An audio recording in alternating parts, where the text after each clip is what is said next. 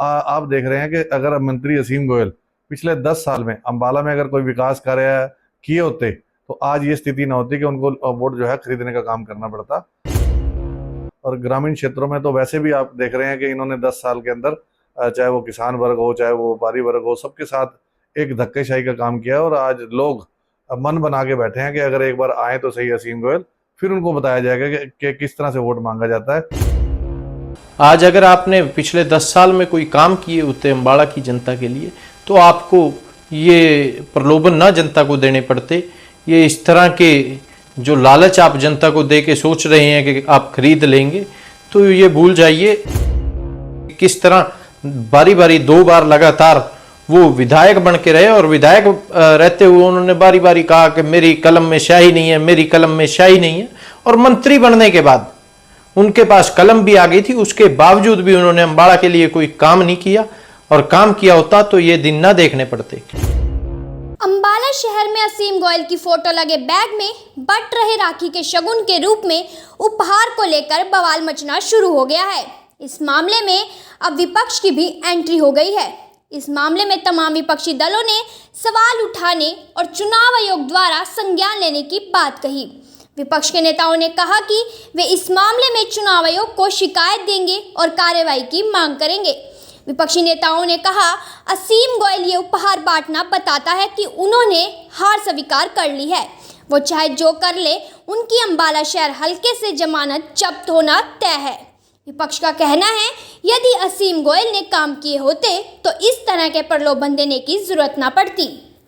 देखिए, मंत्री असीम गोयल द्वारा जो आज संज्ञान में आया कि ग्रामीण क्षेत्रों में अपने वर्करों द्वारा सूट, कापी इत्यादि कई सामान जो है लोगों को प्रलोभन देकर भिजवाने का काम किया जा रहा है, जो कि सरासर गलत है। अगर मंत्री असीम गोयल द्वारा अंबाला में कोई काम किया होता तो आज स्थिति लोगों को खरीदने की ना पड़ती। जो ये काम कर रहे हैं बिल्कुल सरासर गलत है और कांग्रेस पार्टी का स्टैंड बड़ा क्लियर है। इसकी चुनाव आयोग को शिकायत की जाएगी और इसके खिलाफ कार्रवाई करने के लिए कहा जाएगा। आप देख रहे हैं कि अगर मंत्री असीम गोयल पिछले 10 साल में अंबाला में अगर कोई विकास कार्य किए होते तो आज ये स्थिति ना होती कि उनको वोट जो है खरीदने का काम करना पड़ता। और ग्रामीण क्षेत्रों में तो वैसे भी आप देख रहे हैं कि इन्होंने 10 साल के अंदर चाहे वो किसान वर्ग हो चाहे वो व्यापारी वर्ग हो, सबके साथ एक धक्केशाही का काम किया। और आज लोग मन बना के बैठे हैं कि अगर एक बार आए तो सही असीम गोयल, फिर उनको बताया जाएगा कि किस तरह से वोट मांगा जाता है, क्योंकि 10 साल उन्होंने कभी भी किसी की आम जनता की नहीं सुनी।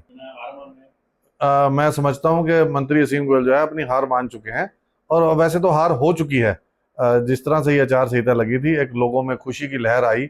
लोग खुश हैं आज हरियाणा के कि जो है चाहे वो मंत्री असीम गोयल हो, चाहे भाजपा की सरकार जाने जा रही है और कांग्रेस की सरकार आ रही है। चौधरी भूपिंदर सिंह हुड्डा जी के नेतृत्व में हरियाणा में कांग्रेस की सरकार बनने जा रही है। मंत्री असीम गोयल क्लियर कट मान चुके हैं कि सरकार जा रही है और मंत्री असीम गोयल, मैं समझता हूं कि उनकी जमानत जब्त होने जा रही है। आज कहीं ना कहीं ये सरासर चुनाव आचार संहिता के उल्लंघन है और इसका जितनी निंदा की जाए उतनी थोड़ी है। आज अगर आपने पिछले 10 साल में कोई काम किए होते अम्बाड़ा की जनता के लिए तो आपको ये प्रलोभन ना जनता को देने पड़ते। ये इस तरह के जो लालच आप जनता को दे के सोच रहे हैं कि आप खरीद लेंगे, तो ये भूल जाइए।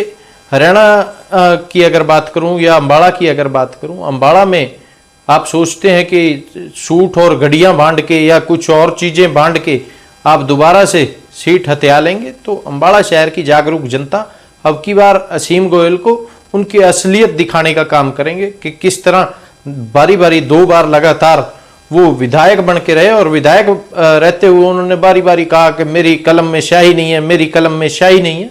और मंत्री बनने के बाद उनके पास कलम भी आ गई थी, उसके बावजूद भी उन्होंने अम्बाड़ा के लिए कोई काम नहीं किया। और काम किया होता तो ये दिन ना देखने पड़ते। हम तो जरूर जननायक जनता पार्टी इसकी शिकायत कल इलेक्शन कमीशन को देने का काम करेगी।